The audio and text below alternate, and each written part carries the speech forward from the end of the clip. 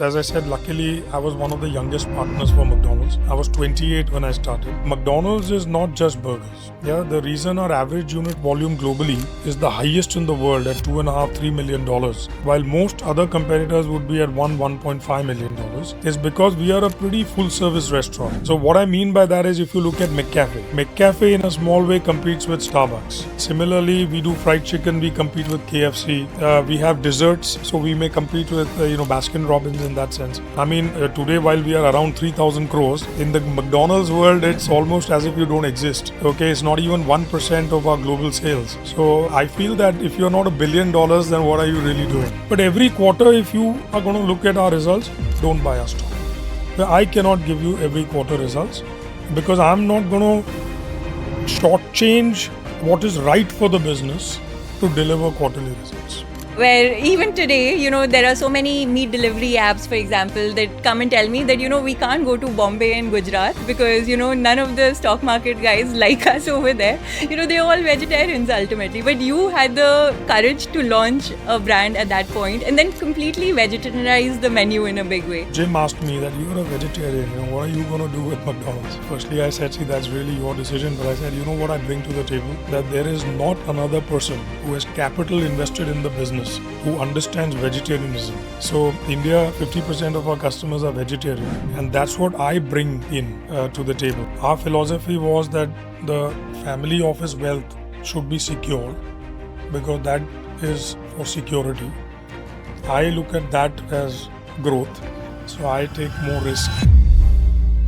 Hello and welcome everyone to the India Opportunity Show. My guest today is someone who's turned fast food into a long-term play. I'm thrilled to introduce Mr. Amit Jatia, who's brought McDonald's into South and Western India as the Vice Chairman and Managing Director of Westlife Foodworld. Over the last few decades, he's taken a global brand and Indianized it with innovations like McAloo Tikki, McSpicy Paneer, and a world-class vegetarian supply chain, which all Indians have loved and appreciated over the years. Under his leadership, Westlife has gone from 0 stores to over 400 now. They've built deep supply chains, transformed digital order and delivery, and are a listed entity with over 10,000 crores of market cap. In today's conversation, we go beyond the QSR headlines. We talk about the macro opportunity, what it takes to build and scale in India, the risks that shaped him, and the disciplined capital allocation that made his business successful. This is a conversation of conviction, reinvention, and as Amit calls it, bold and courageous moves. Hope you enjoy watching.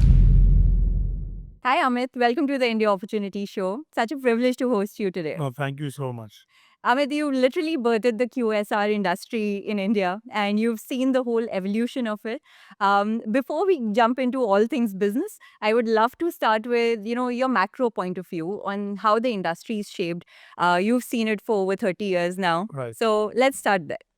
Yeah, it was quite interesting. When I first started, there was no QSR. Yes. There were no burgers. There was no fried chicken. Nothing at all. And fast forward 30 years later, actually it is an industry. We can call it an industry. I mean, currently it is at about 2 billion, 2.5 billion in terms of market size. But long term, what I've seen in the global world, eventually QSR becomes quite a industry, and I think it's poised to grow at about 15% a year. In fact, eating out in itself has been quite slow in the recent past, but Western fast food, which is where we operate, has yet been growing quite well. So I'm quite bullish about where this industry is going to go. I think it serves the table stakes for QSR is around convenience, is around value, and therefore that's never going to go away. So I see this as a $5-10 billion business. I still feel we are scratching the surface in India. And if you look at what China is doing, if you look at Jakarta and Mumbai, and if you compare these markets that are a bit ahead of us, I think you will be able to see the true potential. Yes. It's exciting. It's exciting. Well, let's talk about that because I don't think people appreciate what happens in the global QSR industry, right? Because this is a big opportunity to tap into. Right. So what gets you excited? Well, like I said, the good news is that today, when I look back over 30 years, the foundation that we built is fantastic. And, it's all about long-term competitive advantage. And I feel I'll give you one small example. Take real estate. Now, one would imagine that how could real estate give you competitive advantage?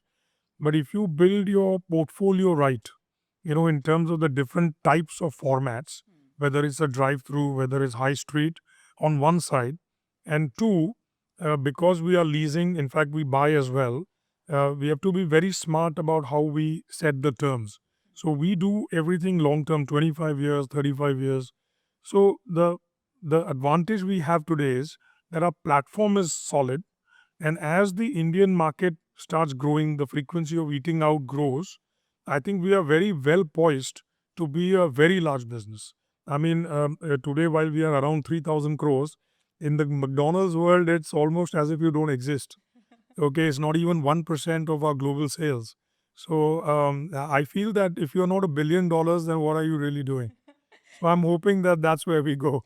Spoken like a true go-getter, because nothing is ever enough, and like now obviously billion-dollar ambition.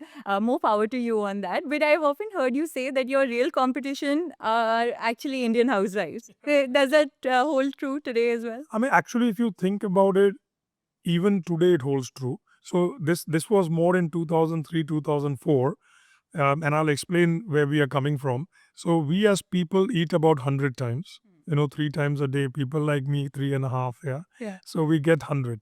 Now, of 100 times of eating, in 2003, 2004, even in a city like Mumbai, people were eating out only 3 times.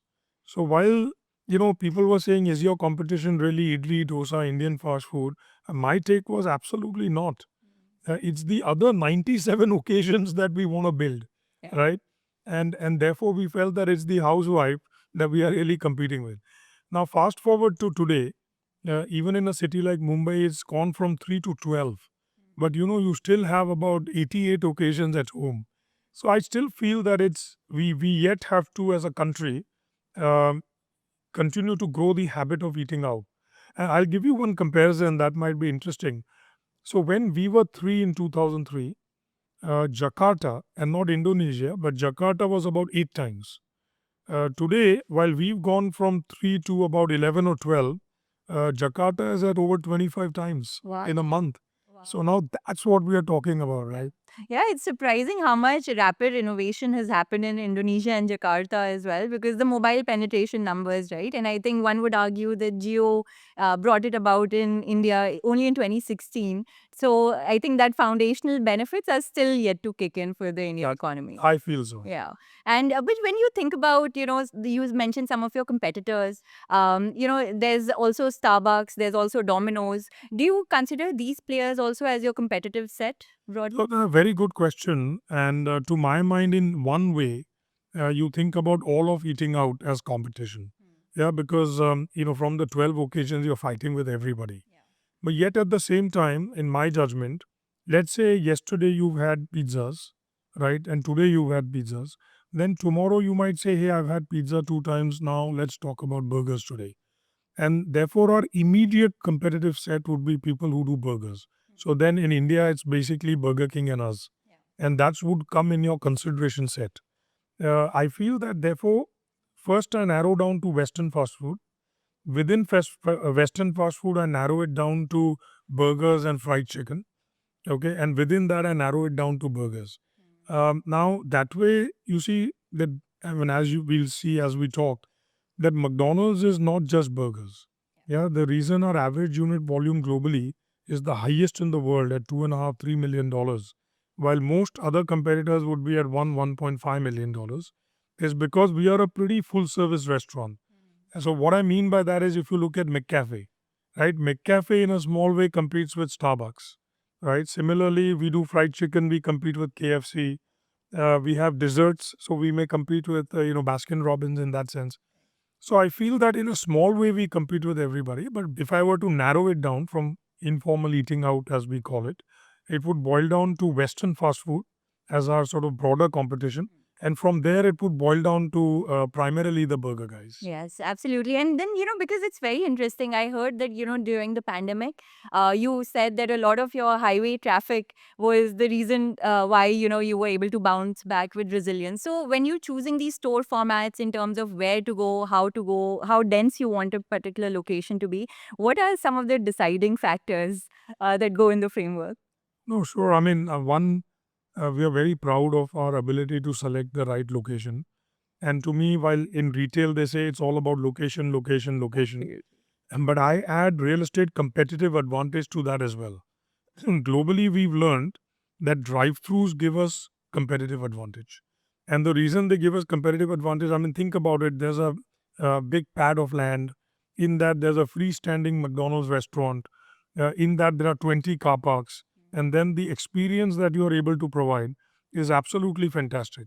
So if you see an in-store versus a drive-through, where the convenience of parking right in front of the property, all that starts helping us grow our business, and particularly the drive-through window. So if you don't, if you are on the way on a highway and you just want to quickly grab a burger because time is of essence, which in our industry is very important because it's convenience led. Yeah. The drive-through window alone can sometimes give you enough sales of a whole restaurant. Wow. So all this adds up, and eventually the return on investment that we get, the customer's choice of using a drive-through over something else. Then again, you don't want to be only in malls. If you put yourself out into a food court, then there is no seating. It's a bulk experience.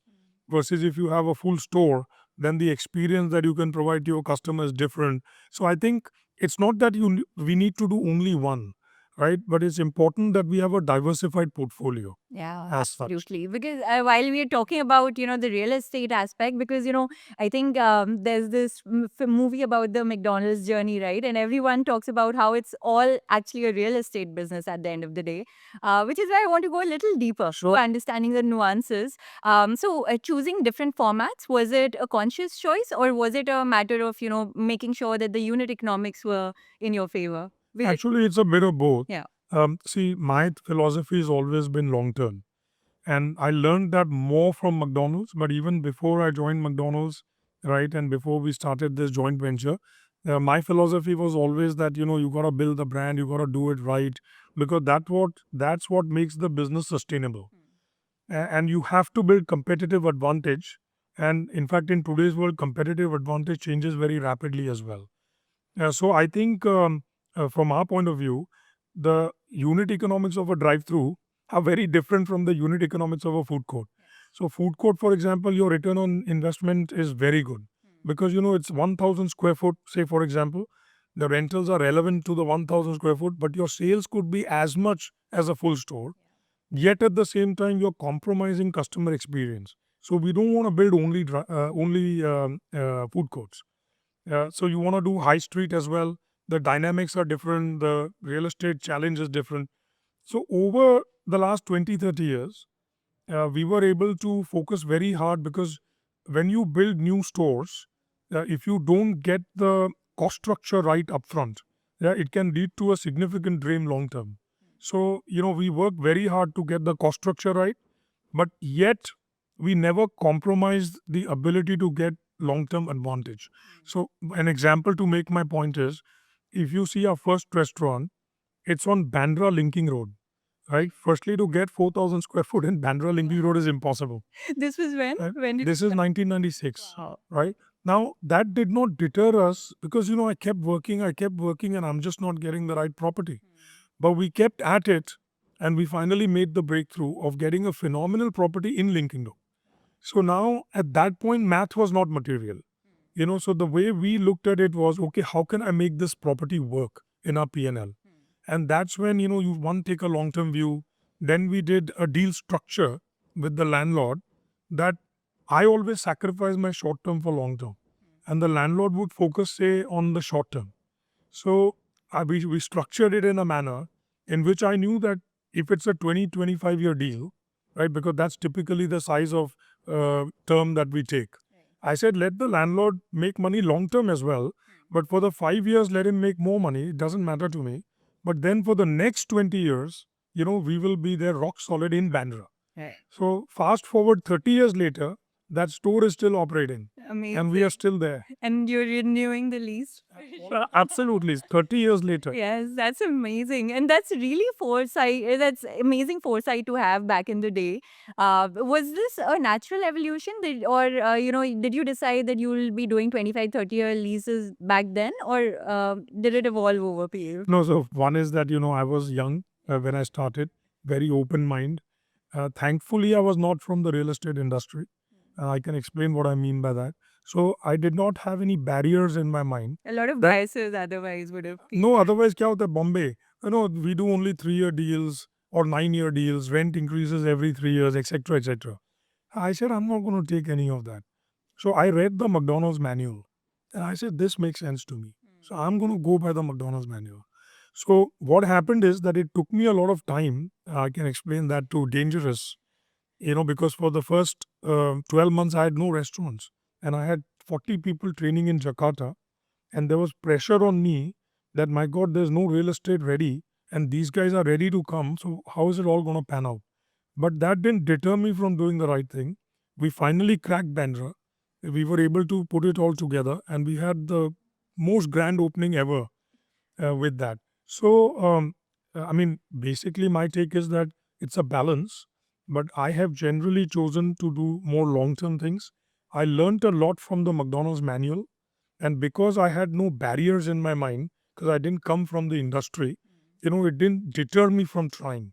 And today it's become a norm.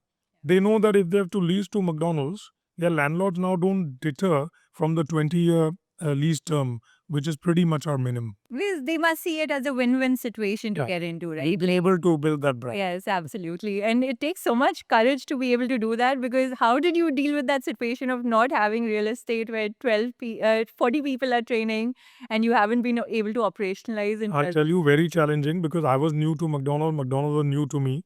Meanwhile, in North India, they had signed 6 properties, and here I am sitting in Bombay, in Jakarta. I was also training there, and we have nothing, right? But, I stayed the course. I said, I'm not going to sacrifice my long term for either a bad quality location or terms that don't work for me. Luckily, I give a lot of credit to one person, the Bandra landlord, and his father. His father passed away.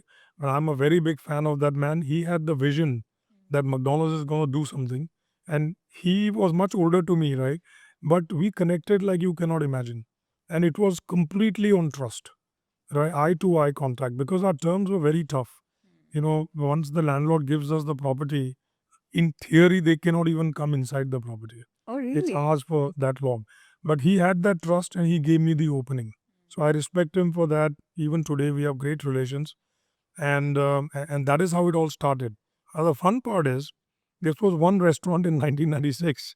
Now I have a team of people. McDonald's is here. We are hiring. We are building corporate overhead. There's a supply chain team that's built factories to service 100 restaurants. And the next year, I'm able to do 2. Okay, Lokhandwala and and New Bombay, and they still exist, by the way. So my point is that when I look back, though, and I think about our real estate strategy, could I have been a little bit more open-minded? I feel yes. After the first 5 or 6, I should have been. Maybe we would have had more restaurants, but I don't regret that we took the tough call of staying the course and set the parameters of how to do business with McDonald's. Right. And that has paid us off quite well. You got the foundational layer right in that sense. But I also read that it took you a long time to break even, right? So a lot of pressure must have built up as, a third gen entrepreneur. I know what kind of pressure that comes with to want to, prove yourself. And then you have a business that's not about to break even, or it's taking longer than anticipated, and all these operational delays. So take us back to that time. Those were tough days, but the most fun in the world. I'm sure. One, I was, as I said, luckily, I was one of the youngest partners for McDonald's. I was 28 when I started. So, when you are that young, you are in optimism mode, right? So, thankfully, I was always optimistic that I'm going to turn this around. It actually, we turned around in 2010, 2011. That was the first time we ever made money, right? But, I found things and different parameters other than financial that made me believe that this is going to turn.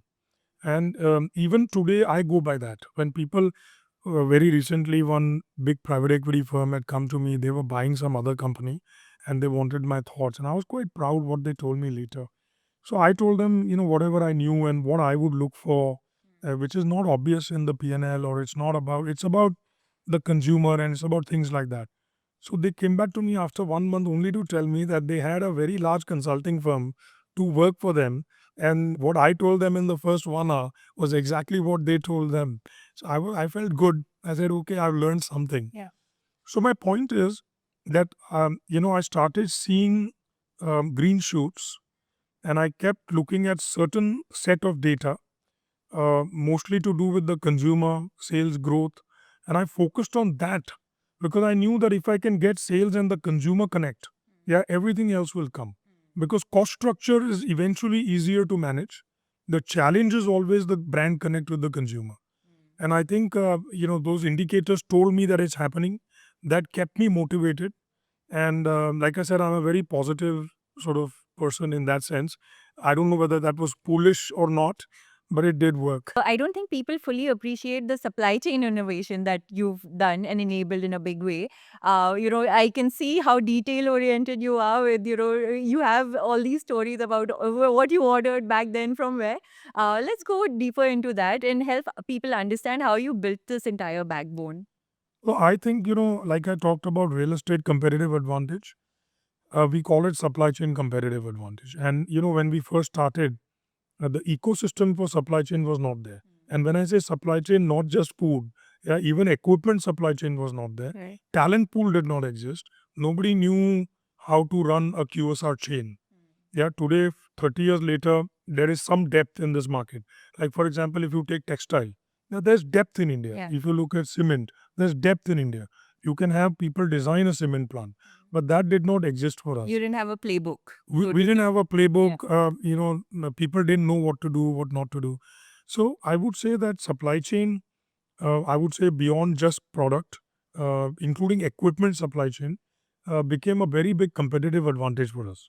And that's where I give a lot of credit to McDonald's Corporation, right? So even though I got involved from 95, McDonald's has started sending farmers, or agriculturists rather, to meet Indian farmers from as early as 1990. Wow. And what they learned is a very, very big revelation at that time was that there was no food processing industry at all, right? So it was from farm straight to the kitchen, a housewife's kitchen. So, for example, potatoes were very small and they were grown for home cooking. Flour, that is atta, was used for making chapatis at home, right? So the quality of product available in India was just not where it needed to be. Secondly, there was no cold chain. There was no, like from, let's say there was harvesting done by the farmer of lettuce. There was no lettuce, by the way. But lettuce is 90% water, right? So by the time you bring it to where you need to have it with India's heat, yeah, it will become a leaf that is dead. So you need to have cold chain from the farm itself.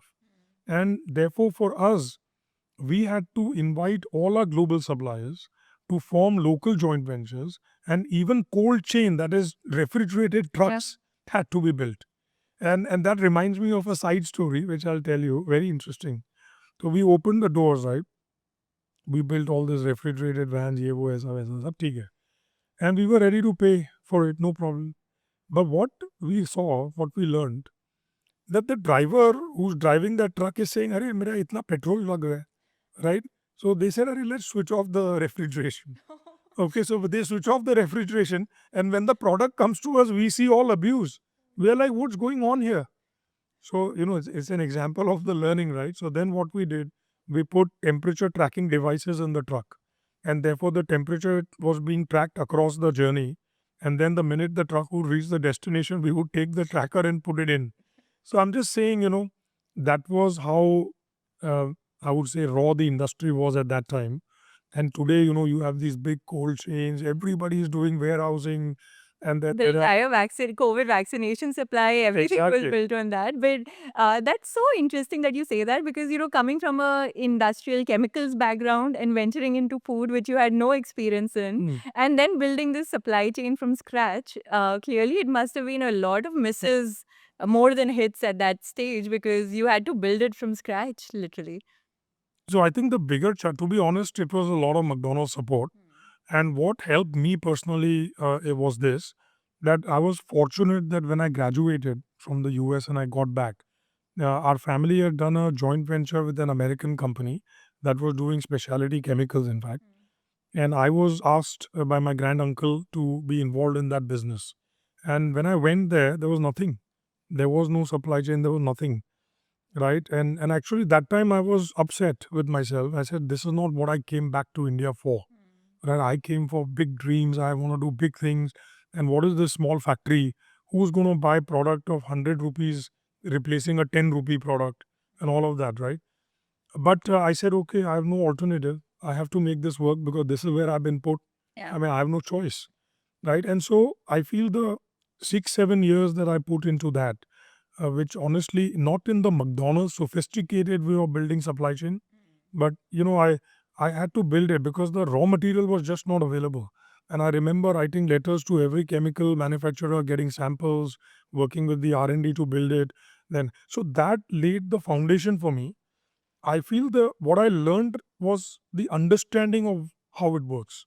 I understood what excise is, how trucks move. All that grounding is what allowed me to give McDonald's the Indian angle around what they were trying to do. Right. Okay, so it did help, but I would give a lot of credit to McDonald's to help us put it all together. And the challenge actually did not once the supply chain was set up, right, and all the plants were there. The problem became volume, right, because the growth in India was not as quick as we had expected it to be. I was party to it because remember I said I opened only one restaurant and then two restaurants, and plants were built for 100. So working with the suppliers to make them understand that their overhead is going to get absorbed one day, those were the bigger challenges. Yeah, well, let's talk about that because, when you have the capacity to be able to cater to 100, 200 restaurants and you're catering to one, there's so much overhead costs that you're incurring on a recurring basis. How do you deal with that? I tell you, my shock. So, okay, we had a great opening, the queues from kilometers long, sales were fantastic. Everybody's thinking we are making money hand over fist, right? But the first month P&L comes. All right, sales are great, but food cost was 70%. Wow. 70%. So for every 100 rupees the customer was spending, we were losing 35 rupees at the restaurant level. Corporate overhead a separate story because we had built corporate overhead to deliver the quality that we deserve, right? Right. You can't build supply chain with people who, and then there were visits to America, to other suppliers. I mean, it was quite crazy. So when I saw the P&L, I was like, man, what is this? This is not what I thought would happen. So I remember we opened the second, we opened the third, we were losing money like you cannot imagine. And, coming from an industrial background, that didn't sort of gel with me too well. I said, isko theek karna hai. So again, I take a little credit for this is I did a break-even P&L, all right. And all my experience from the chemical business helped me. And I said that I have to grow sales 300% in order to break even. So I said 300% when we are already today doing so well, it's not going to happen. Clearly, it means that I have to get cost structure right. So that is when, I presented that in one of the worldwide strategic planning meetings. India had to present its part. So we as a team presented that. McDonald's understood that. They immediately put a India team. And the objective of this India team was to get cost structure right. So they went into equipment, but the fun part was getting the suppliers on board. So I remember calling all the suppliers. I had to motivate them, right? They were all like, ये क्या हो गया? We had thought McDonald's ये होगा, वो होगा, ये volume है, हमको तो ये बोला था, ये तो कुछ नहीं हो रहा है. So then, what I did was I took other countries' data. My supply chain team we worked together and we showed them how I remember Philippines grew. Philippines by then I think had 200-300 restaurants, but for the first 10 years they had only, I don't remember the exact number, but 20-25 restaurants. But then it all changed. So we worked with them. We said, okay, let's work on a break-even P&L. It was great fun, very challenging. But you know what? After that meeting, I remember every supplier was on board. They all started looking at how do we bring cost structure down. And the first breakthrough came in one product, which we were selling a lot of, and we brought the cost down by 22% of that product, and that immediately helped our P&L with about 4-5%. So I say brick by brick. Yeah. Brick by brick. Literally brick by Brick by brick. brick. Brick by. But when it comes to thinking about some of your global competitiveness and also selling this big vision to your suppliers, because ultimately in business you're always pitching and selling to different stakeholders, right? And you need them to believe in your vision. But in your mind, coming from an industrial background, I'm sure there was family pressure also at that point. When you're looking at losses staring at your face. So how are you navigating it internally? What were the things going on? No, I tell you, I just took it as a mission. ये करना है बस. And thankfully, my understanding of numbers is quite decent. And McDonald's exposed me to the whole world. So I'd been to every market there is to be. So let's say Egypt, yeah, very similar to us. We were in Egypt. We went to Beijing. We went to Tokyo because real estate costs in Tokyo were very high. So we went to the whole world. I knew every PNL of every country by heart. And what we would do is we would make, I would do simulation, right? And primarily it boiled down to food paper cost because it was 68. Okay, we got it to 65. So we did a break-even analysis, and we said, and I'll tell you bold moves. Huh? So we said 55% करना है. From 70 to 55. Yeah, and 55 करेंगे तो बस दुनिया बदल जाएगी. That was what we thought. So what we did is we said that in order to grow India, not Mumbai, roughly this is the sale that we need to work our business on. So we took that sale, put a model P&L together, right? And in that P&L, we put food paper at 55%. Okay, and that P&L worked. So I said, आज कुछ भी हो, food and paper is not relevant because we couldn't do any real estate deals. If we were putting 68 in the real estate P&L, we only lose money. So, I mean, my guys thought I'm crazy, by the way. So I said, Chodo, that's my call. You put 55% food and paper, okay, in the P&L. And as long as that says go, now go for it. Okay. So we took all these big calls and our single-minded goal became 55% food paper lana hai or average sales ko badhana hai. That was our goal. And then, so we had a second, and I'll tell you when the game changed, right? So the first India team that was set up was 98, 99 after early results. By 99, I realized काम नहीं होगा. So in 2002, another McDonald's senior leader came to India and he saw our numbers. He was like, what do we do?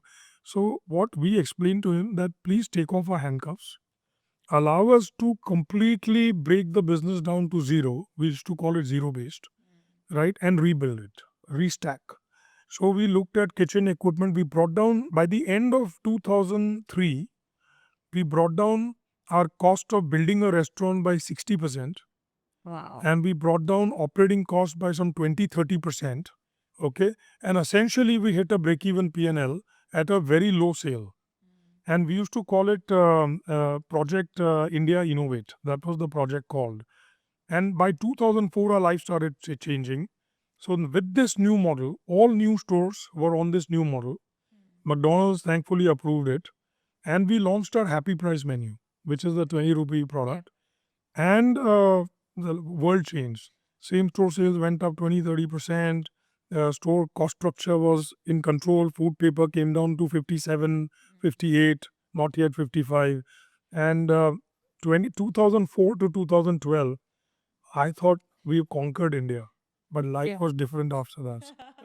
I will talk about that also. But, I don't think people appreciate that a lot of these global companies also come with a lot of, restrictions and also, like you said, handcuffs literally, where, they do want you to operate with a certain playbook that's worked for them in different markets. But Indianizing a lot of the things can only come from, if you're close to the ground and if you actually have the pulse of the market. So, what were some of the big drivers there in your mind which changed the game for you? I think it's this Project India Innovate. Of course, there was a team that was accountable for it, Yeah. not just myself. But I would say that we took quite a bit of leadership in that. The game changing thing was the McDonald's came up with a framework, and the framework was to differentiate between a must have versus a nice to have. Okay. So, for example, food safety is a must have. Right. I mean, we will not do anything to ever compromise that. But like a menu item can be a nice to have, right? And that's when we were looking at if a menu item is not doing too much but is costing a lot and not giving us the sales and the margin. Can we take it off? So that's where McDonald's gave us a bit of an open hand. And I think the game changed for us. One, with Project India Innovate, where we got the cost structure right, and Happy Price menu was the other game changer. Because what it did is it got trial, right? And what we did, I'll tell you again there, courage and bold is what the game is all about, in my judgment. Uh, we did not take a product that does not sell and brought the price at that time from 30 to 20. We took Aloo Tikki, which was our best seller, which people loved. It was priced at 30 rupees. We brought it down to 20 rupees. Pizza puff, 20 rupees. So we created a menu that was at 20 rupees. And we started advertising that, because you got to go out and tell people that ye hai, tabhi to they'll come, right? So then what happened is that trial happened after 6 months, right? There was no looking back. Same store sales growth for from 2004 to 2012 every single year. So that means if we were doing 100 rupees in sales in 2004, by 2012, that same store would do 200 rupees. Wow. Right? And the cost structure had come down. So that is how we started making money around that time. Amazing. So let's talk about this journey of transition from 2004 to 12. You must have felt invisible, invincible. Invincible. Sorry, invincible. And then, of course, Yeah. I have learned when you become invincible, you allow yourself to fall back. Okay? You get complacent. 100%. I'll tell you what happened is, in fact, amongst all these challenges, everything happened. We had the French fry crisis. The whole country wanted to shut McDonald's down. Everything happened. But, even from there, my proudest moment is 2013 to 17. Yeah, that's when, the sector had done so well. We had particularly done well. In 2013, everything changed. Yeah, the GDP dropped to 5% in the old method. The whole industry started going into negative same-store sales growth and all of that. I feel how we navigated that, I felt is all about leadership. It's about people, courage, and all of that. And like I said, 1 year we had negative comms from what I remember. And after that, we had a very differentiated result from the industry. And if everybody else was discounting, etc., yeah, we were making bold moves. And so what I did, to sort of answer your question more specifically, what I learned at that time was that strategy is only transient. Yeah, it's called transient advantage. That there is nothing that lasts forever. Right? So what we realized in 2012, we were at a loss. We were doing focus group, ye wo, kuch samajh mein nahi aa raha tha what's going on. But what had happened is, we thought that value, this happy price menu, will just take us to the next level as well. Right? And I said, I'm invincible, but price mat badhao. Right? Let's keep the price right. Consumers will keep coming, and thus we've conquered the world. But what happened is competitors caught up with the price. KFC launched, 25 rupees. Everybody was there. Our competitive advantage was gone. Our stores were looking old and tired. Consumers have gone to these new hotels that I was talking about. That whole experience had changed. We were not accepting credit cards. We were living in the past. Okay. So luckily at that time, I'm a big reader of Harvard Business Review. So there was this article on transient advantage. It resonated with me like you cannot imagine. There was a survey we had to do. So my guru has been Jack Welch. Okay. Whether today what people say, I feel he was one of the best managers, leaders in the world. So I don't believe in bureaucracy. I believe in straight talk. Okay. I believe that people who agree with me only are not the people I want around me. I want people who are ready to give me what their mind is. I always told them decision is mine because one person leads, right? But I want to hear your honest view. But when we walk out of this room, right, everybody needs to accept what I've said finally. So even if you are not on board, you have to believe it 100%. And that's the culture that we built in our organization. Now, what I learned, there was this survey about organizational culture and behavior. Okay. Somehow with all our success, bureaucracy creeped in. Head of departments were making decisions. Everything no, block. I want 100 research before I do things. We stopped trying. We stopped experimenting. When the results came of that survey, I do quick because then I want to move, right? I said, ye to nahi chalega. So I called my leaders and luckily they really respected me and I had a very, very good connection with my top team. The average tenure with us is always 18 years, 20 years. Wow. It's been a good run for us. So, and that time, another thing I learned, Jack Welch used to talk about self-confidence.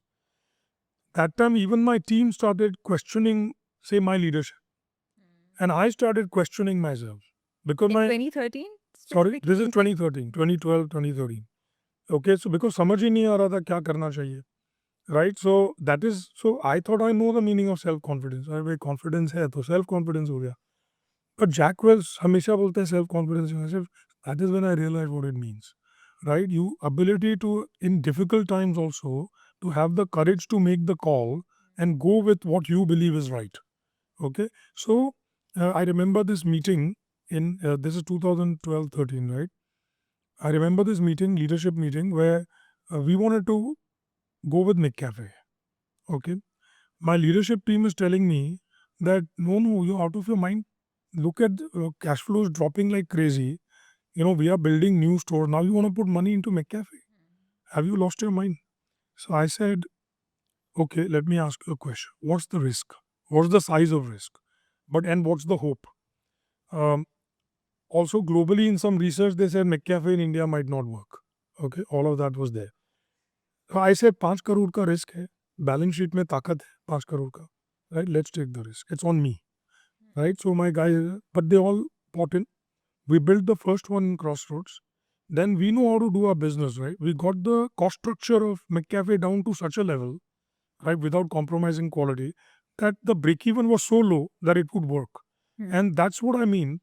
At that point in time, uh, the transient advantage factor was that value had lost its place and we had to reinvent ourselves. And we should be reinventing ourselves every day, and we did not. But the bold moves that we made, everybody else was discounting, right? Friday, ko aa jao, one burger free, this free, that free. I said, no discounting. We started reimaging our restaurants and we put McCafe in. We did not stop growth. I built 100 restaurants in this period. Everybody else was shutting restaurants. And the other thing we did is brand advertising. We said no discounting. Let's do menu and brand. They are completely opposite. And results started showing for themselves. So by 2017, I thought, ye theek hai. But I told the leadership team, we have to never forget this. Yeah. And that is when we started talking about what I call Horizon 1, 2, and 3. Right? And we do forget that sometimes. But Horizon 1 is businesses that are giving you results today. Okay, McCafe is now Horizon 1, right? Horizon 2 are initiatives that are tested, that are going to give you results from 12 to 24 months. And Horizon 3 is that's going to give you 24 months and onwards. But if you are not working on all three today, you will fall back and you will not have a pipeline of Horizon 2 and 3. And that was our big learning. And the second big learning is no bureaucracy. Yeah. We make decisions. And, that was the fun part. Great memories of that period. Yeah, because I want to go a little deeper on this because navigating adversity and that too at that stage where it almost felt like a death knell or like a crisis looming in your face. It's all about the people ultimately. But guiding your team through it where, they had lost confidence in your ability and also maybe themselves. How did you enable that? Because that is another level of leadership, which is. So that's why I said that was my proudest moment. I don't take all the credit. I first give credit to the team that responded to me. Okay, finally they responded to me, and my take was, what's the risk? Yeah, it's not going to kill the company. I didn't do anything that would kill the company. Luckily, our financial balance sheet by then was strong. We had 200 crores in the bank. Okay, and with 200 crores in the bank, that's why I could take the 5 crore risk. Right. The second thing we did, everything was, I feel, intelligent in my judgment. So, for example, why did we not stop building stores? Because we knew, my example in those days was, let's say Dadar has no restaurant, Dadar in Mumbai, right? What has that got to do with the economy? Nothing. The consumer in Dadar is going to consume McDonald's, right? So, we should be opening in Dadar in any case. It's nothing to do with the fact that consumption is down today. So there's a huge underpenetrated market, so we need to continue to build. But what we learned was that we had allowed. Remember in 2003, we had got cost structure down, right? Cost had creeped in, right? And by 2020, by 2012, we had taken the cost structure back to 2002 days. Yeah, so simultaneously we launched Project India Innovate 2, 2.0, again got McDonald's blessings, again brought the cost structure down. It's all there in our investor presentations. We got the cost structure down. Instead of shutting restaurants or not opening, we kept bringing the cost structure down. We got McDonald's very senior management came and approved that restaurant. Yeah, we reinvented back from zero again. And that became the new model from 2016 onwards. Took us 2 years to get that going. So my point was that, I always say cut the noise. Okay, the noise was, अरे McDonald's अभी पुराना हो गया है, health is coming, this is happening, that's happening. So my point is you have to cut the noise and focus on the reality. And the reality was there is an underpenetrated market, तो stores तो बंद नहीं करना है. Reality was consumer आगे बढ़ गया है, हम पीछे रह गए हैं. Consumer को अब value खाली नहीं चाहिए. ओके इतने पुराने रेस्टोरेंट्स हैं, दे डोंट लुक गुड, क्यों आएगा कोई? हम क्रेडिट कार्ड भी एक्सेप्ट नहीं करते हैं. Payment systems are outdated, right? So we had to reinvent ourselves. But I'll tell you another very, very interesting thing that happened, right? And how the team responded. I think that's more important. So this was February 2013, okay? And like I told you, business had really dropped and the P&L came on that too on a Friday. So I told my guys, तुम Friday को P&L देते हो. Ruining your I weekend. tell you, I'm not kidding. And in that 1 month alone, we had lost 6.5 crores. Okay, and I felt that was just too much. I said in February, it's only 28 days that matters. So I got very depressed. But by Sunday, I re-energized myself. I took the breakeven model that we always worked on. And I said to myself, agar February ke sale pe, if we are zero cash flow loss, right? No profit, no loss. Yeah, then I'm going to make money for sure. Because February has 28 days and 3 days of incremental sale, cost structure remains the same. So on Monday, we had a team meeting. I called my leadership team. We call it the business council, right? And I presented this model. I said, Dekho, we need to do A, B, C, D, E. They walked out. We agreed that in 6 months, on February sale, we need to come to zero. And my team bought into it. Labor, ye, wo. And in 3 months, yeah, we were breaking. Wow. And that's how everybody came on board. And I particularly remember the operations team. Ranjit at that time was our head of operations. I mean, I remember the way he and Saurabh, who's now the CEO, was his sort of right-hand man. How they all came together to get the restaurants going, how they got the restaurant managers aligned to make it happen, because it was a matter of survival. And in 3-4 months, we actually delivered that number. So that is, I feel, culture, organization, people, I feel it's about that. Yeah. Everything else, in my judgment, is secondary. Yeah, absolutely. People, culture, organization, but also a very shrewd capital allocation, right? And resource allocation. You literally optimized everything that you could on the balance sheet. We are particular about capital. Yeah. So let's talk about your capital allocation frameworks, because a lot of founders that I meet, especially at the seed stage, early days of the business, don't have the best guidance in terms of how to be a good capital allocator. But ultimately, if you're running a successful business, it's all about capital and resource allocation. So what is the framework that you apply? Like, how has it evolved also? No, it evolved because I had the good fortune to run the startup that I did. And because, I had full P&L responsibility when I was 21 years old. Gave a lot of credit to that exposure I got. And then I went to their factory in Valley Forge. I worked with them for 3 years. This is all formative years, right? So I learned US culture. Okay, and US culture is good when it comes to running businesses. Very open-minded. But the second thing is the exposure I got with McDonald's. Right? So I'm quite a financial guy.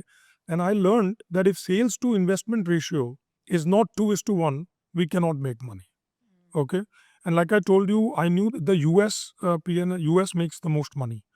Singapore makes a lot of money in those days at least. Right. So I got their P&Ls and I said, what's my P&L? Where is my P&L different? Okay. Now their food paper cost is always about 25%, 27%. I'm at 50. But then the labor was very high and our labor was very low. So I clubbed food, paper, and labor for them and for me. And I said, how many basis points do I need to come down? Net, I'll tell you the conclusion was grow sales. Because cost cutting is not going to get you anywhere. And that is where the value, happy price menu, etc. worked out. But so we set parameters for ourselves. Sales to investment ratio, 2:1.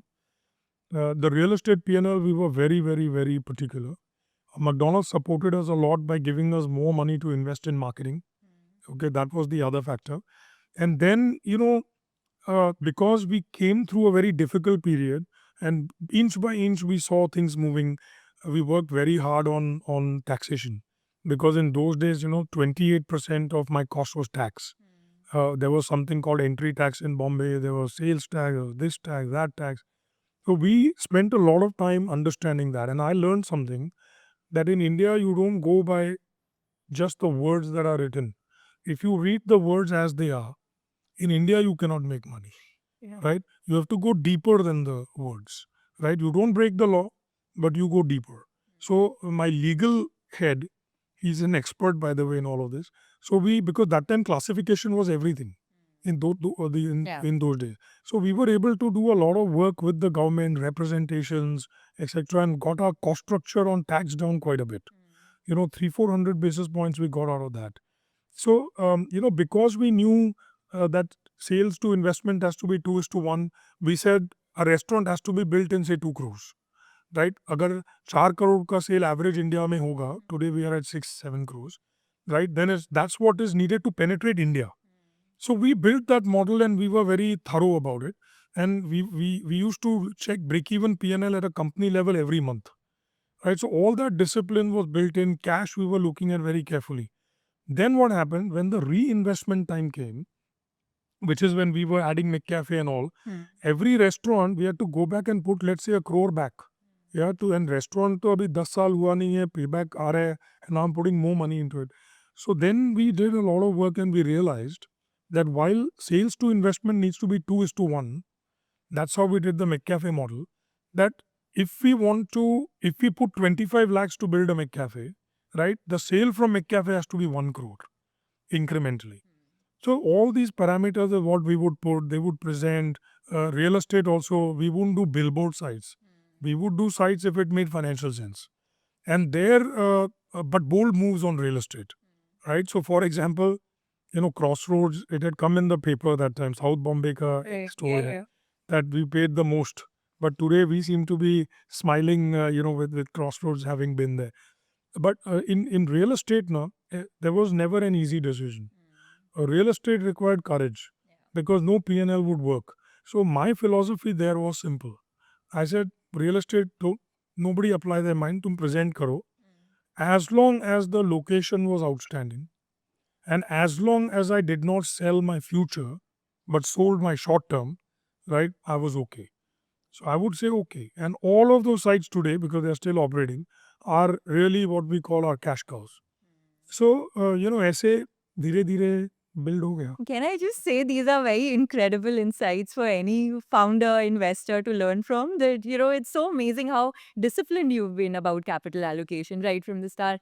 But also then, going from being a private company to then getting listed, while you would have had the discipline of capital allocation, but then going public and getting listed is a whole different journey. You open yourself up to being judged on a quarterly basis, then you have to deal with, analyst calls and all of that. So life changes for a founder. How did it change for you? So I'll give you two things I learned. One is from what Steve Jobs says. Two is a book called Alchemist. And there's a third one around Bhagavad Gita. These are my three thoughts. So how I felt it when Steve Jobs talked about how dots connect looking back, right? Yeah. You don't understand it till you've gone through a journey.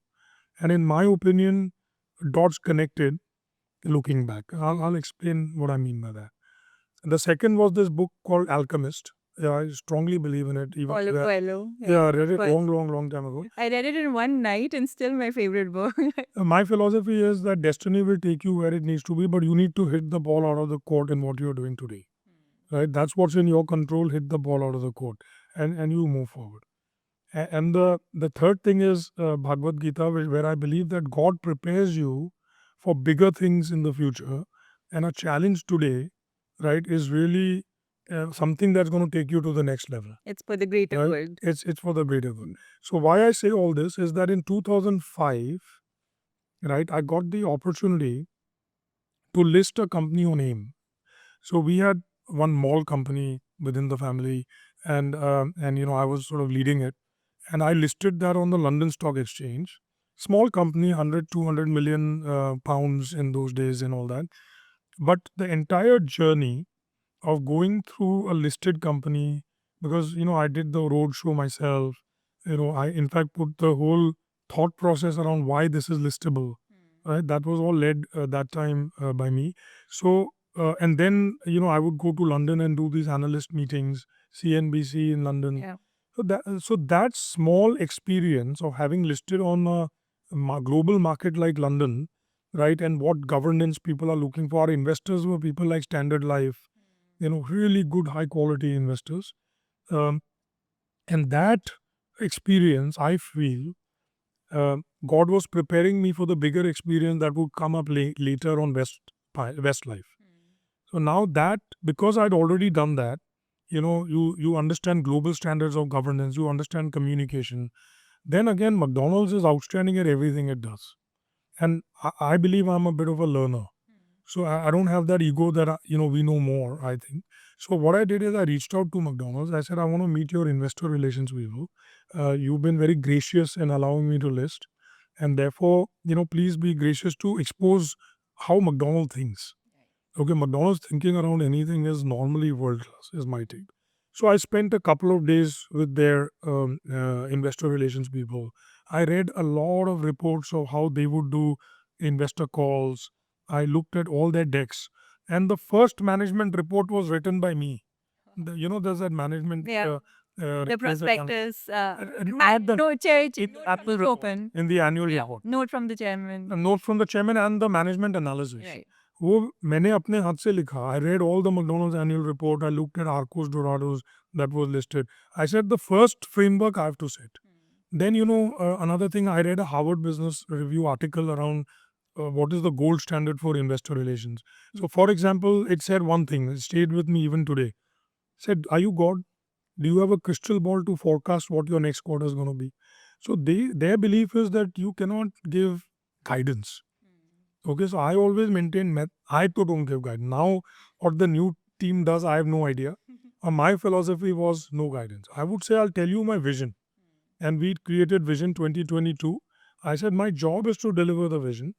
Every year, you benchmark me, whether I'm moving towards that. But every quarter, if you are going to look at our results, don't buy our stock. Well, I cannot give you every quarter results because I'm not going to shortchange what is right for the business to deliver quarterly results. Crystal clear. You want to buy the stock, I'll be honored. But if this thinking doesn't work for you, please do not touch our stock. So, the early days, again, people connected very well with me and all of that. And we went through a very bad cycle because we were doing so well till 2012.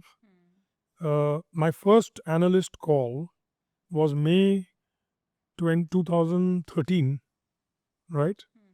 And it was our first quarter of flat comms. Remember the whole business? For my my 8 earning calls are all defense. I'm defending. Imagine.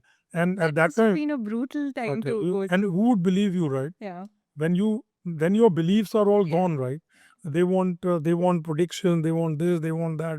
I said, right, this is who So we the are. stock price was getting hammered down. Yeah, but still our multiple was always the best. And that time, Jubilant's always done very well, and they were the benchmark for listing. And they listed in 2010, and they did extremely well, right? So everybody would benchmark us against their results. Yeah. And my first quarter, I'm down. So it was tough. It was tough. But that's what makes you, right? Because when you go through all of that, that's what, sort of teaches you, prepares you. And eventually, people saw that, we were delivering good results. Our results were differentiated. And that you see after 8 quarters, 7 quarters. Yeah. And all these things I told you, all there in our investor deck and all. We believe in transparency, but I also believe that less is more. Because I tell analysts straight up, I tell them, see, you want more granular, right? If I give you granular, then you want to catch my neck around, and I can't manage granular. यार. Yeah. अभी plane में इतना सब वो रहता है gadgets. अभी हर gadget थोड़ी इंपॉर्टेंट होता है. जो इम्पोर्टेंट है अल्टीट्यूड वो सुनो ना. अभी if I tell you this, then tomorrow if that number is slightly down, then you'll keep spending half your life for me trying to explain that. I said focus on the big picture, and that's my job to worry about the small stuff and deliver what I have to deliver for you. And internally, I used to tell my leadership team, I said, Dekho bhaiya, you've got a multiple, P multiple of 100. I said, who gives 100 multiple? People are giving it to you, right? So what are they expecting in return? They are expecting growth. They are expecting your EBITDA to, if market's growing at 10, 12%, yeah, you have to grow EBITDA at 25%. And you have to grow sales at 30%. Otherwise, and we gave options and all that. So I said, see, we've done it to ourselves and it's our accountability to deliver. So in our company now, setting annual targets was never a debate because we set the 3-year target. We knew the path we have to go. We knew that if we have to get our investors, because they're stakeholders and we are accountable to them, if we have to give them the return for what they are buying, we need to deliver these results. So that is how we. Yeah, because at 100 P, people will say that this stock is so richly valued, and all those sort of narratives kick in. But then, as a promoter, then as the metrics that you distilled on, was it focused around ROC or other metrics, or like, because what were some of the things that were important to you to get right? ROC was very important, and those days ROCs were not where it needed to be, but it got really good eventually. I can't remember everything now, but one was same store sales group. Okay, we worked very hard for them to understand our long-term competitive advantage on real estate. Because their biggest thing was, but why aren't you growing more? Why are you worried about capital? I said, my friend, I never worry about capital. Even today, I tell the team that you should grow for what the market can take. Yeah. If the market can take 100 stores a year and that requires 1,000 crores and your cash flows 300 crores, it's irrelevant. We are getting the other 700 crores now is a minute's job. Yeah, but the quality of real estate that you bring to the table and your openings and your return has to deliver that. So I always say it's about the marketplace. It's neither about investors, neither about anybody, neither about me, about anybody else. And therefore, if you focus on the marketplace, the right results will come. So, analysts could believe because by God's grace, results did start coming. Yeah. And slowly our credibility kept building. And so one of the biggest parameters was on our new store results. We used to talk comms. We used to talk about average unit volume. We used to talk about, nobody else gave it in those days. We used to talk about the cost to build a new store. We used to talk about when would the store start making money.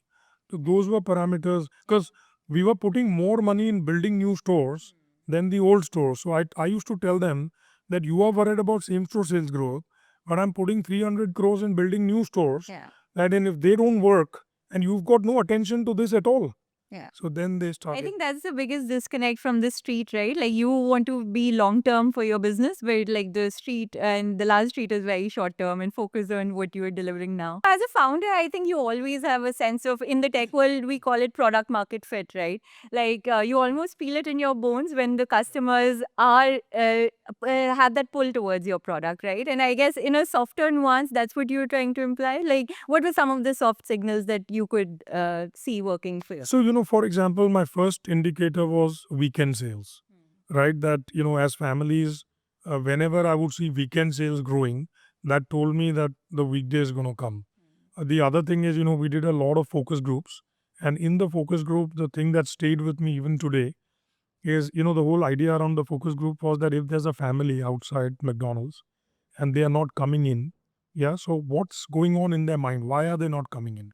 So we learned all of that. But the more important thing is that when this family came in, they converted to McDonald's, right? So that gave me hope that the key is to get trial. And if we are able to bring customers in, it would help. I'll give you some things that you will not believe as well. So what mothers were telling us later, that because of self-service, their kids were getting a lot of confidence because they were going to the front counter and ordering, and their ability to interact with crew and have the confidence to pay and come back, they said that that made them feel good about themselves. And it's insight like that that kept telling us in different ways that we are on the right track. We learned about location, which locations work, which don't. We learned about marketing campaigns, that if you do this it works, if you do that it doesn't work. And a lot of it was around families, birthday parties. So all about brand building. And we would measure everything, right? So the other big measure was brand parameters. Favorite brand. You know, like a mother, after the child eats there, would she bring them back? So from a food safety point of view, from health point of view. So all of those things, the softer aspects that gave us the confidence. How were you measuring all this back in the day? I tell you, we in McDonald's we learned a lot of we measure everything, Yeah. everything, everything. Because this kind of granular insight is very important to build the business right. But a lot of founders don't have appreciation for it or don't pay attention to some of these softer nuances also. No, I learned. I mean, this I give credit to McDonald's, that research is everything, and without data, so it's both. It's softer. Like in the early days, every Saturday I was in the restaurants, and of course my managers would joke because they knew my travel path. I mean, after all, we had 6 restaurants, so they knew on Saturday I'm on the prowl. And the minute I hit the first restaurant, the rest of the restaurant would get a call. He's coming. Okay. Yeah. So, but you have to observe customer behavior. You're right there. Then we did a lot of focus groups. Then we did what is called a brand track, which continues even till today. So we invested, and that's why break evens took time, because we never compromised on brand. So I'll give you an example. Even in the worst times, right, when even when we were doing well and making money by 2011 and 12, by 13 the whole GDP of India had dropped. Yeah. This is just before the government change as well. And at that time, I told my team that the two things we are not going to cut is brand advertising. In fact, we increased it from typical 5 to 6%. And the other thing I said, we are not going to cut training and people development. Because in my judgment, it's never about money. Money is easy. There is human capital that actually is the limiting factor for growth. In today, or any businesses that I look at, support or advise, right? I find that it's people. That's it. Absolutely. So, I mean, coming back to a brand, the one thing that we always believed in was build brand trust, build a brand connect. So we never compromised on that. Training, and it's these parameters, something you observe, something you see data. Also, another example, when we introduced a new product, right, it was very, very, very important to understand the real behavior of the product. So, as an example, let's say we put in a new product, right? And that product's doing very well, but it's all trade off. And what I mean by trade off is some other product has gone down. And what's the point? What is that product adding to you? So, we did a lot of analysis. I was crazy about understanding why something's working or not working, and that worked well. Yes, I think what you're saying is so right because I also, growing up, remember McDonald's had a lot of birthday parties, and ordering yourself at the till did give you confidence as a child that you could do that. So these nuances, no one would have appreciated otherwise. But also talk about now let's talk about you being a vegetarian. I'm also a vegetarian, but I grew up on McAloo Tikki burger, which is your innovation in a big way. So launching McDonald's in a vegetarian market, where even today, there are so many meat delivery apps, for example, that come and tell me that, we can't go to Bombay and Gujarat because, none of the stock market guys like us over there. They're all vegetarians ultimately. But you had the courage to launch a brand at that point and then completely vegetarianize the menu in a big way. What was that courage? Where did it come from and how did you do it? So, firstly, I'm proud of the fact that generally I believe that leadership needs to be bold and leadership needs to have courage. And even if they made the wrong decision, they have to accept that quickly and move on. But you cannot not try. So the first thing is, I mean, that when you were asking the question, it reminded of my first meeting with the president of McDonald's. Yeah, he had come to India, and this is when he was meeting partners. And I came across him. Like I said, I was a young 27, 28-year-old kid, I would say, at that time. And then Jim asked me that you're a vegetarian. What are you gonna do with McDonald's? Firstly, I said, see, that's really your decision. But I said, you know what I bring to the table? That there is not another person who has capital invested in the business who understands vegetarianism.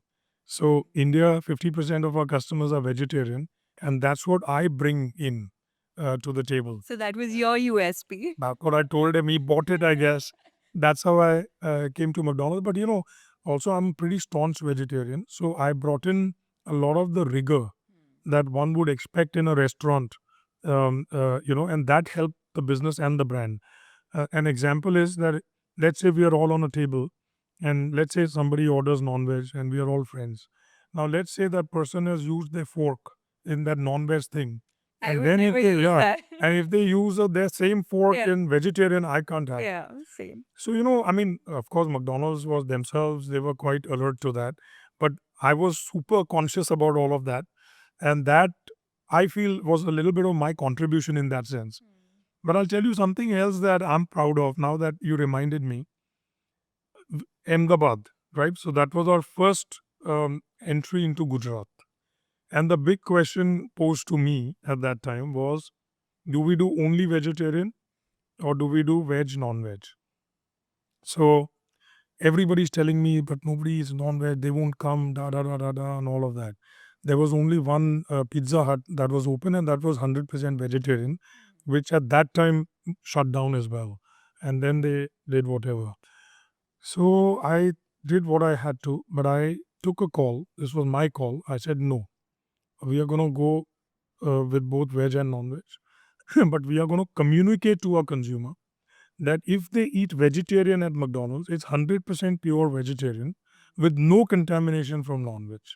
So we did a very big campaign even before starting the restaurant, kitchen tours. We talked a lot about our veg non-veg segregation. And today we would be amongst the only brands.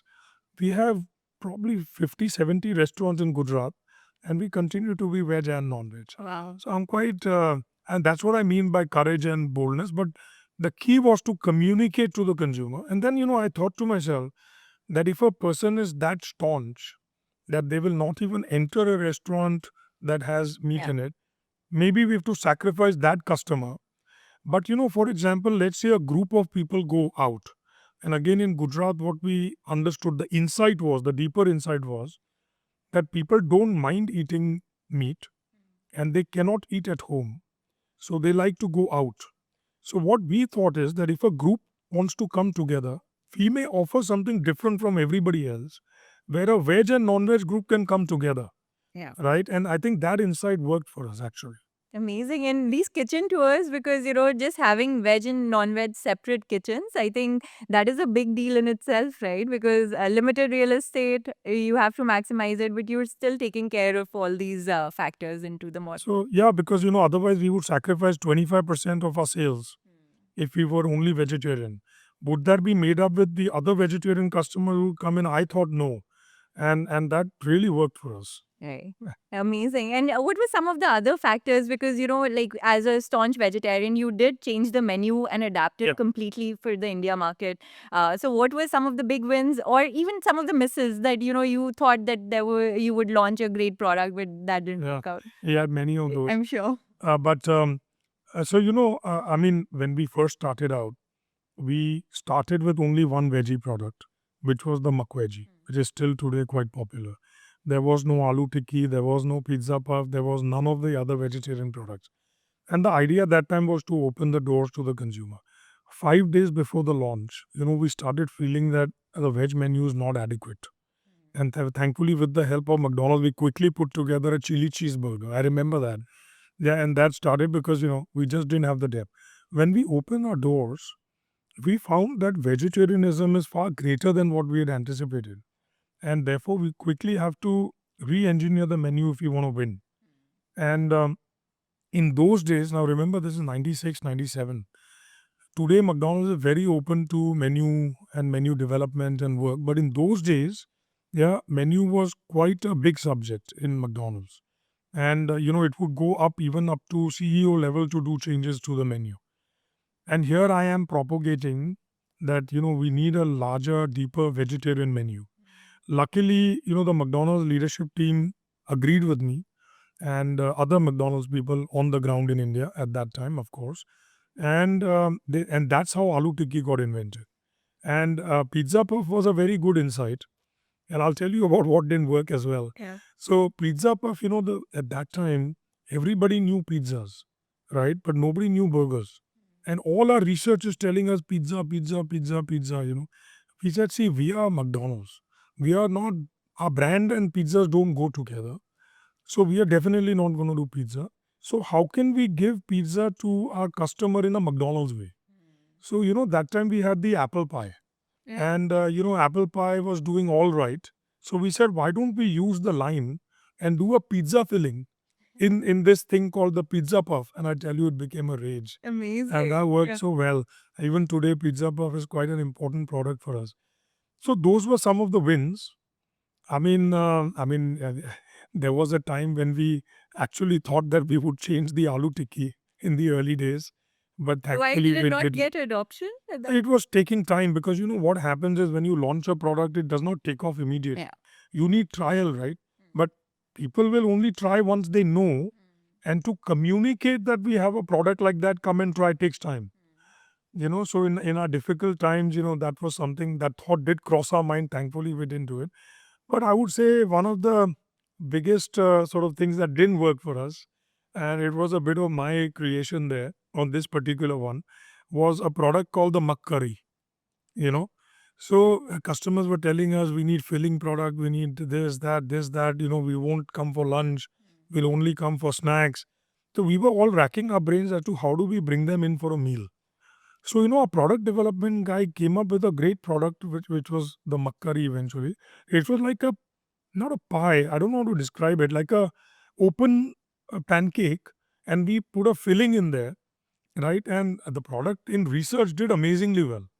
We thought we've got a winner, right? We went and ordered big ovens, and it was a baked product, not even fried.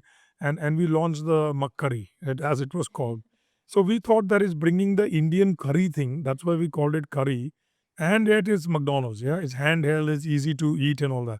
McDonald's globally thought it's a great product as well. Consumer research 9.5 on 10 average scores. It was like a baguette, but with curry inside. Correct, Yeah. correct, correct. Yeah, correct. It was something like that. And it flopped big time. I was like, holy God. So, many times what research tells you and what actually happens on the ground are completely two different things. We put a lot of money behind it. Let's talk about the dissonance because there must have been very important learnings for you as a founder out of that experience. Correct. And what happened to the ovens that you would order? I know. So, all right off, right? Yeah. I mean, that time, I don't know, we had maybe 50, 60 stores. North India had maybe another 40, 50. So, together, we ordered these 100 ovens. And I was trying to find a use for it, but we didn't. Eventually, all write off. Couldn't even sell it. So the ovens went off. But what we learned is, it's my pizza example, that if we put pizza in McDonald's, right, it's not going to work because the consumer does not connect pizza to McDonald's. Yeah. They connect a burger. Now, if you put a wrap, we found that a wrap works. They connect that to McDonald's. So I think the curry, with the word curry, maybe the name was wrong, maybe the flavor of what we gave was wrong. We don't know, but the brand did not connect with the curry. They're like, if we want to have curry, we'll go somewhere else. We are not coming to McDonald's. Like, if we do dosa and idli, what's the differentiation that we are bringing as McDonald's? Nothing. Yeah. I mean, Sagar will always do a better idli than us. So, if we are not bringing something unique, it's not differentiated, and it's not McDonald's. Yeah, no point in doing that. That's the big learning we had. So now, how has your approach to product innovation changed after 30 years of doing this? I mean, I'm telling you, it's changing. I'll give you an example. So, in my judgment, this is, of course, um, earlier an aloo tikki worked. Yeah, because the flavor was Indian, da da da. Today, people don't want Indian flavors at McDonald's. Okay. What we've learned is they want global flavors with Indian spice. Okay, so to give you an example, take a Mexican burger. Yeah, when we do Mexican, it works. The reason it works is you have jalapenos, you have the Mexican habanero sauce. Yeah. That gives you the flavor that an Indian palate would love. Yeah, yet it's unfamiliar.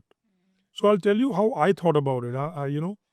I said to myself, shouldn't McDonald's democratize these high-end things that a average person would not get other than by going to a fine dine restaurant?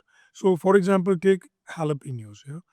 In those days, who would know what jalapenos were? Today, it's slightly more common.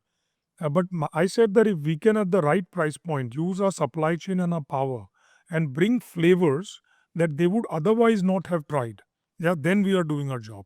Like the habanero sauce, we use chilies from Mexico. Right? There's real habanero flavor. Now, who would have tried that?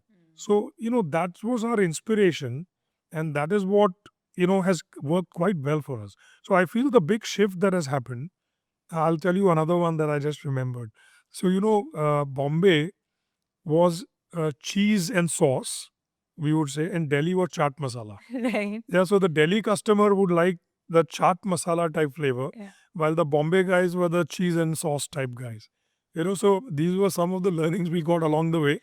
But today they've all converged into what I just described. Like the habanero Mexican, we just did a Korean product with a Korean flavor. So they want global things at McDonald's that they might not get anywhere else that easily. Does that signal a consumer behavior shift in your mind? Because, obviously now the younger generation better travels than before, I would say. Correct. Yeah. More globally exposed due to OTTs and, different cultures, getting more exposure in terms of global. So are they more keen to try out different No, that in fact you make a very good point, Yeah. and I feel that's a very big factor because I feel that today the type of restaurant, like who knew Japanese 20 years ago, other than probably wasabi, Yeah. they are even Mexican. I remember there was a Mexican at the Oberoi and there was a Mexican at the President, and that too shut down eventually because not enough people were going. Today there's Taco Bell. I mean, they are teaching people what Mexican means. So I feel you are absolutely right that one, the travel factor being global. I feel the expansion of the restaurant business in India. There's Chili's and there's so many other brands. There's so many fusion Asian brands that have come in. I think that has also played a role. And but now people want global flavors at McDonald's, which is probably a resultant of all of this.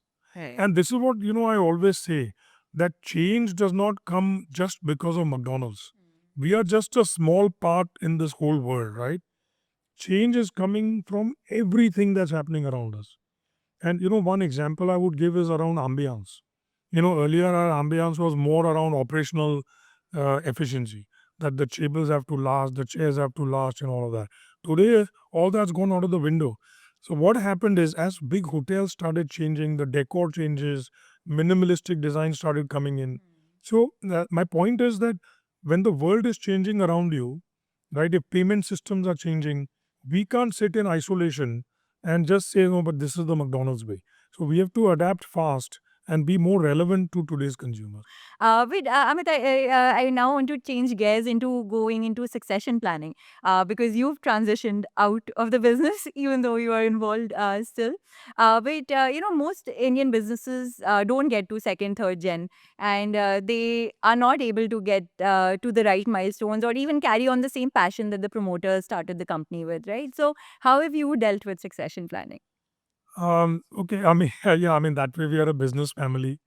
And I've seen my granduncles, my father, they've all been in business forever. And I've seen how the younger generation has been coming in. I've seen a few separations as well, and they can tend to get very messy and all of that. So, what I decided after we recently separated from our family, my immediate family, is I said for my boys, one, I have to unlearn a lot of the past because I was seeped in the foundation of what I saw worked. And in the very early days, I found when my sons would sort of challenge my thinking, I used to get irritated because I used to say, "But what do you know? Yeah, you've not experienced it. I've experienced all this, Hmm. right?" But then, thanks to my wife, I learned that I have to be open-minded and I have to change. And I'm very happy that I did. And the early squabbles, I'm talking about 2019 to 2020, with my sons, has now turned into a very positive sessions. We have a family business council. There's a proper agenda, and we don't have an outsider as yet in that in that council. But that's where we've set a family goal. We have a goal for 2030 with milestones, and we've set it into 3 phases. And just recently, in the last family council, that phase ends in March 26. And I was just sort of running them as to where we stand against that. It was quite decent. Then each business person like Akshay is more involved with Westlife, so he needs to report back on what's happening there around Vision 2027. Ayush is involved with our other business. He reports back on that. And the family business, the family office, a very tiny one that we have. Yeah, that I discuss what PE investments we made, where are they going, and what's happening. So there's a lot of data, and my philosophy is that if they see what family's return on capital is, yeah, they themselves will get conscious about whether they should push that up and how to manage cost.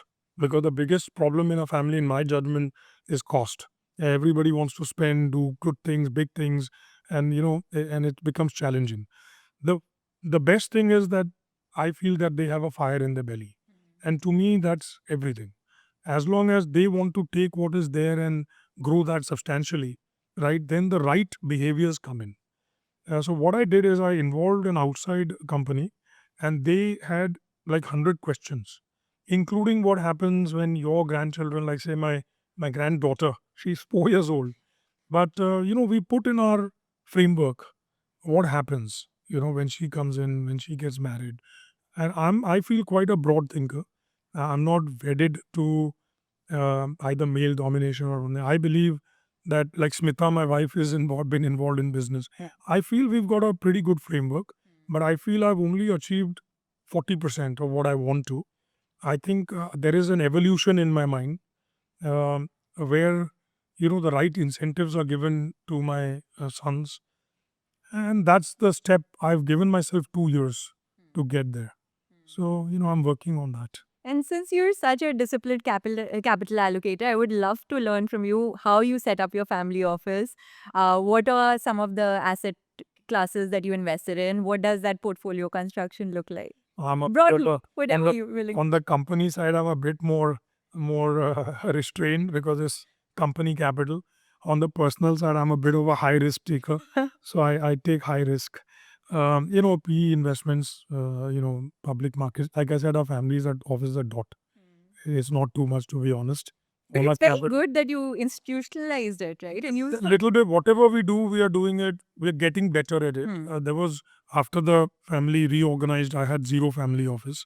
So brick by brick, we built. So I've got a good quality team in place.